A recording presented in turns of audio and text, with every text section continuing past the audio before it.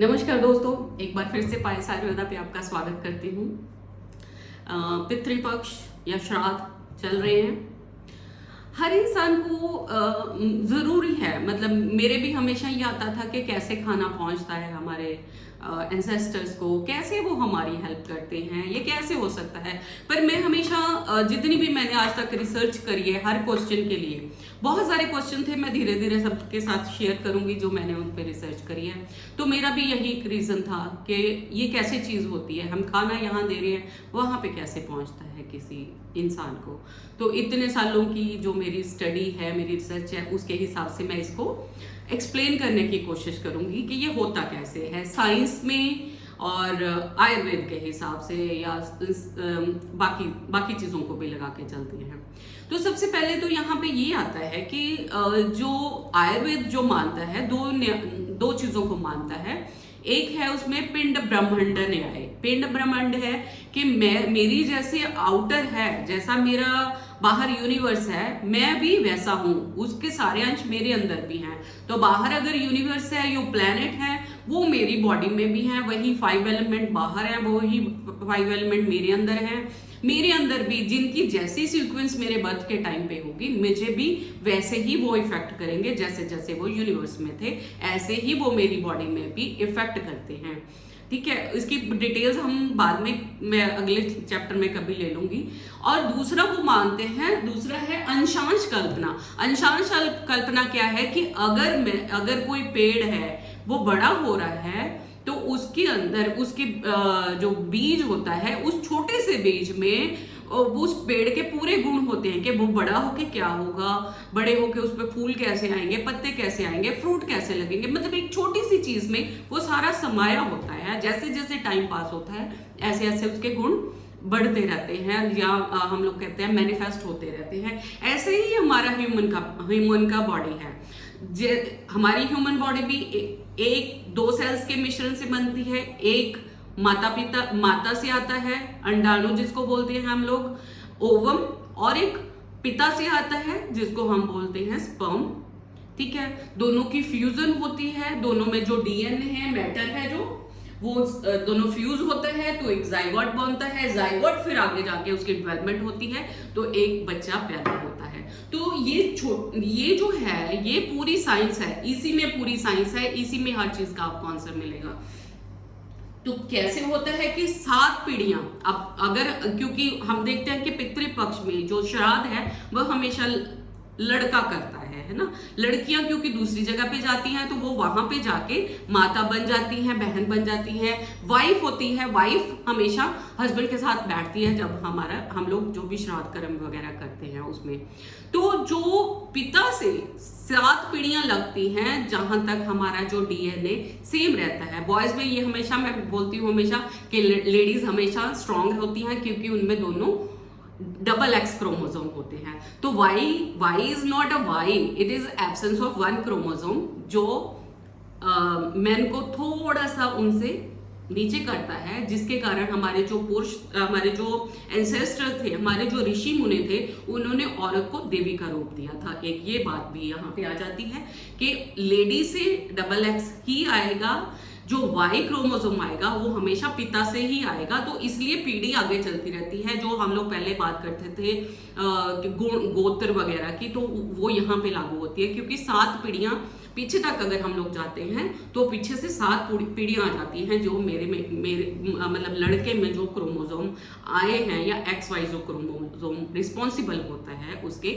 Mail होने के लिए। ठीक है, तो यहाँ तक क्लियर हो गया। तो ये है, और हमारी जो बॉडी है 5 एलिमेंट्स का मिश्रण है, और मैटर एंड एनर्जी है। मैटर होगा तो एनर्जी पैदा होती है, मैटर काम करेगा तो मैटर में हमारे जो सब लोगों को पता है, उसके बहुत डिटेल में नहीं जाएंगे, तो मैटर एंड एनर्जी।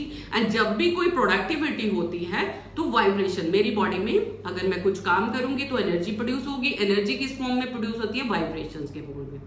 तो जब हम लोग पैदा होते हैं तो मेरी बॉडी में एक अलग से मेरी बॉडी का एक स्ट्रक्चर बनता है, जिसमें हर चीज का मेरे में एक गुण आता है। उस टाइम पे कैसी कॉन्स्टिलेशन थी, कैसा मेरे मम्मी पापा का बिहेवियर था, कैसे उनके गुण हैं, कैसे सारी चीजें हैं। तो जब वो बनता है एक बच्चा, तो उसमें एक एक पूरी, हम उसको बोलते हैं कि एक उसमें हार्मनी बनती है, वो म्यूजिकल हार्मनी उसमें बन जाती है, जो हमेशा उसकी जैसे जैसे वो बड़ा होता जाएगा उसमें वो सारे उसके दादा दादी के, उसके पीछे से जितने इनहेरिट हो रहे हैं उसके गुण, वो उसमें मैनिफेस्ट होते जाते हैं। बट वो बन जाती है एक जो म्यूजिकल हार्मनी जो बन जाती है, वो एक उसके जन्म के टाइम पे बन जाती है, जिसमें इन चीजों, इन पिछली 7 पीढ़ियों का योगदान हम लोग सोच सकते हैं कि होता है।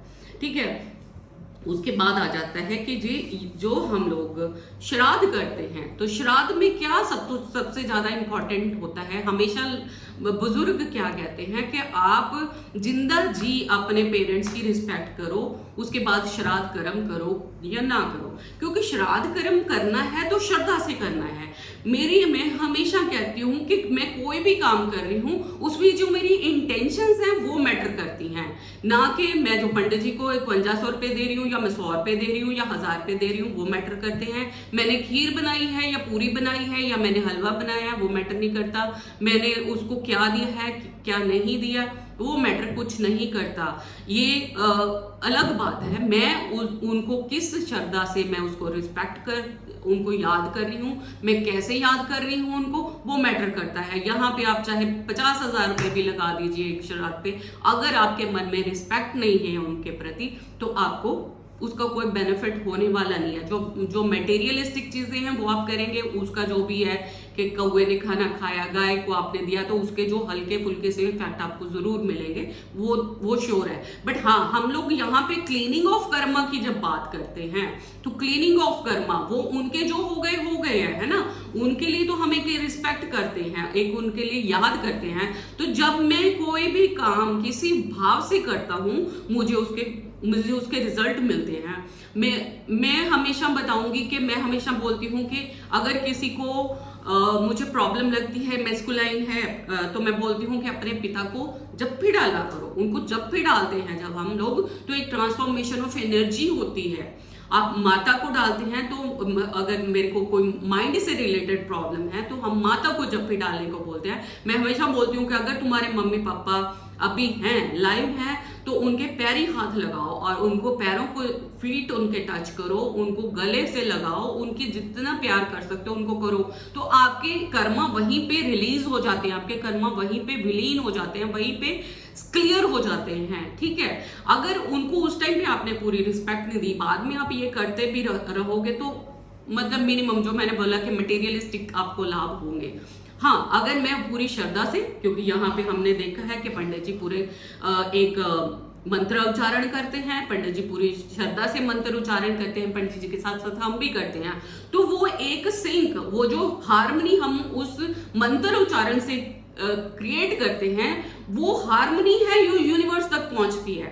वो हार्मनी है क्योंकि मेरे अंदर भी वही हार्मनी है, वो हार्मनी मैं क्रिएट कर रहा हूं, तो वो हार्मनी मेरी वहां जाके मैच होती है यूनिवर्स में, क्योंकि यूनिवर्स में कुछ भी नहीं है, everything is energy and matter. ठीक है, तो वो वहां पे जाके भी वो जब मैच होगी तो मेरे सारे कर्मा क्लियर होंगे। वो वहां पे कहीं पे भी कोई हिंड्रेंस मेरी बॉडी में आ रही है तो वो वहीं पे जाके क्लीन होती है, क्योंकि मैं वहां पे जाके सिंक में हो जाता हूँ। जब मैं उन चीजों के सिंक में हो जाता हूँ मेरी आधी प्रॉब्लम्स ठीक हो जाती है, जिसको हम लोग उस लेवल पे भी लेके जाते हैं क्लियरिंग ऑफ जेनेटिक मटेरियल, कि आप अपना डीएनए भी क्लीन कर सकते हो, क्लियर कर सकते हो विद मंत्र उच्चारण।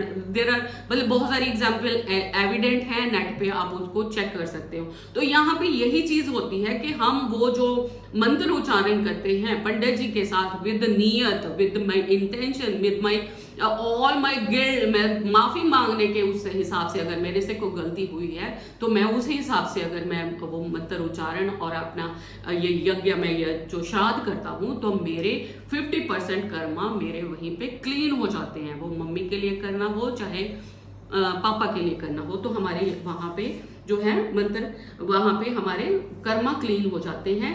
और जो बाकी चीजें आ जाती हैं मैं हमेशा लोग सोचते हैं कि हमें कैसे पता चलता है। हमारे जो ऋषि मुनि थे, they use to travel with energies, और वो जो एनर्जीज थी वो पर्टिकुलर फ्रीक्वेंसी पे जाके वो मैच करते थे। जो यहाँ पे मंत्र भी है वो हमारी पर्टिकुलर फ्रीक्वेंसी पे मैच करते हैं, तब हमें जाके वो अंदर मेरे बॉडी में वही वाइब्रेशन क्रिएट होती है। वो वाइब्रेशंस है जो मेरी चक्रा शुद्धि करती हैं, वो वाइब्रेशन है जो मेरे अंदर हर चीज को क्लीन करती जाती है, एंड मेरी कहीं पे भी कोई भी प्रॉब्लम हुई है वो सारी चीजें क्लीन होती जाती हैं विद दिस श्राप। और उसके ऊपर आ जाता है कि हम लोग तर्पण करते हैं, वो जो चीजें उनको यहाँ पे आ गया पानी देना हमारे एनवायरनमेंट के लिए बहुत अच्छा है।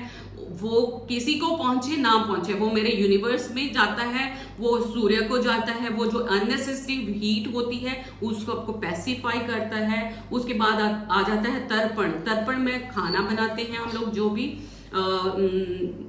अर्पण करते हैं वो हम गाय को भी देते हैं, कौवे को भी देते हैं, हर चीज को देते हैं। ब्रह्म भोज हो जाता है, ब्राह्मणों को दान देते हैं। ब्राह्मण इज क्राउन चक्र, ब्राह्मण एक क्राउन चक्र है जो जो वो ब्लेसिंग्स देते हैं हमें ब्राह्मण, वो हमारे सिर पे हाथ रखते हैं, तो यहाँ पे मेरा क्राउन चक्र है। तो मेरी बुद्धि, मुझे सदगति के लिए, मुझे सद्बुद्धि के लिए वो आशीर्वाद देते हैं। तो आप देखोगे कि हम ब्राह्मणों को मत्था टेकते हैं, उनके पैर को टच करते हैं, तो वहां पे भी आप फॉर्मेटिंग मत कीजिए कि बहुत लोग सिर्फ नीज को हाथ लगा देते हैं, नहीं, वहां पे आप उनके फीट टच करें और उनकी जो भी उनकी दक्षिणा है वो प्रॉपर उनको रिस्पेक्ट से दीजिए। यहाँ पे ये मत करिए कि मुझे देनी पड़ेगी। अगर आपके मन में ऐसा कोई भाव आ जाता है तो आप सारा किया हुआ आपका खत्म हो जाता है फॉर श्योर।